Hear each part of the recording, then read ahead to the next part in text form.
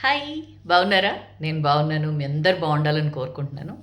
ఒక మంచి బుక్ చదువుతున్నానండి. 'The practising mind' Thomas Turner అని చెప్పి చాలా చాలా బాగుంది తెలుసా?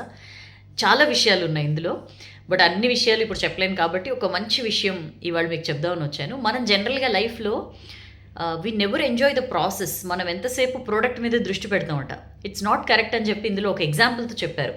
అంటే ఆహ్, ఏదైనా సరే ఒక టార్గెట్ పెట్టుకొని దాని మీదనే ఆహ్, ఫోకస్డ్‌గా వర్క్ చేయాలని చెప్పి మనం అంటాం కదా!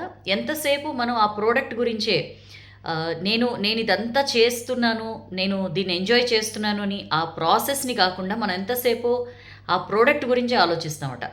ఆహ్, ఆ కారు కొనుక్కోవాలి అనే దాని మీద ఉంటుంది కదా! ఆ కారు కొనుక్కోవడానికి మనం పడే శ్రమ కానీ, మనం పడే కష్టం కానీ, మనం ప్రతిరోజు దానికోసం చేసే ఆలోచనలు కానీ, వీటి మీద మనం పెద్దగా ఫోకస్ చేయము.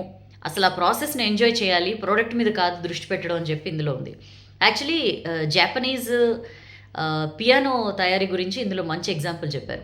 ఒకరోజు ఒకతను ఒక ఈ అమెరికాలో పియానోస్ పెద్దగా అమెరికన్ పియానోస్ కొనడానికి ఎవరు ఇష్టపడరట. ఎందుకు అని చెప్పి దీని మీద స్టడీ చేద్దామని చెప్పి జపాన్ వెళ్ళాడట.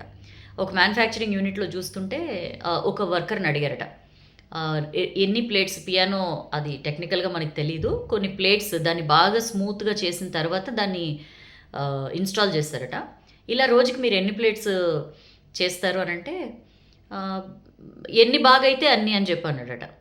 అదేంటి మరెవరు సూపర్వైజర్ ఉండరా అంటే, నన్నెవరు సూపర్వైజ్ జేస్తారు? నా వర్క్ నేను పర్ఫెక్ట్‌గా చేయడానికి ఎవరి సూపర్విజన్ నాకు అక్కర్లేదు గదా! అన్నాడట. ఒక వర్కర్ యాటిట్యూడ్ అనమాట ఇది. అంటే వే ఆఫ్ థింకింగ్ చూడండి.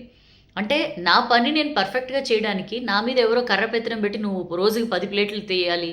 అంటే ఎంతసేపు టార్గెట్ రోజుకి 10, రోజుకి 20 అని చెప్పి చెప్పడం వల్లనే అమెరికన్ పియానోస్‌కి అంత పెద్దగా అవి end of the day quality అనే విషయంలో క్వాలిటీ స్టాండర్డ్స్‌ని మీట్ కాలేకపోతున్నాయి. వేరాజ్ జపాన్‌లో అలా కాదు. They believe in process. చేసింది ఒక్కటైనా సరే పర్ఫెక్ట్ క్వాలిటీతో చేయాలి.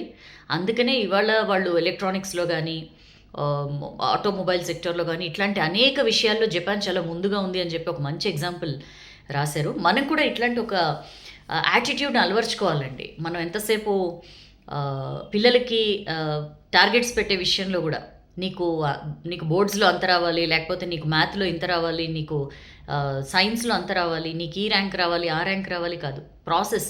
నువ్వు బాగా కష్టపడు నాన్న. నువ్వు దీనికోసం బాగా ప్రయత్నించు నాన్న. నీ గోల్ పెట్టు. బట్ ఏంటంటే దానికోసం నువ్వు ప్రయత్నించు. అప్పుడు నీకు ఆ ప్రయత్నం కూడా బాగా నచ్చుతుంది. ఎంతసేపు ఆ గోల్ అచీవ్ చేస్తేనే సంతోషం, నాకిదొస్తేనే అనే దీనిలో మాత్రం మనం మెకానికల్‌గా ఉండొద్దు అని చెప్పి థామస్ స్టర్నర్ చాలా చాలా విషయాలున్నాయి ఇందులో 'ది ప్రాక్టీసింగ్ మైండ్'. మళ్ళీ అవకాశం వచ్చినప్పుడు ఖచ్చితంగా ఇలాంటి ఏదైనా ఇష్యూ మీకు చెప్తాను.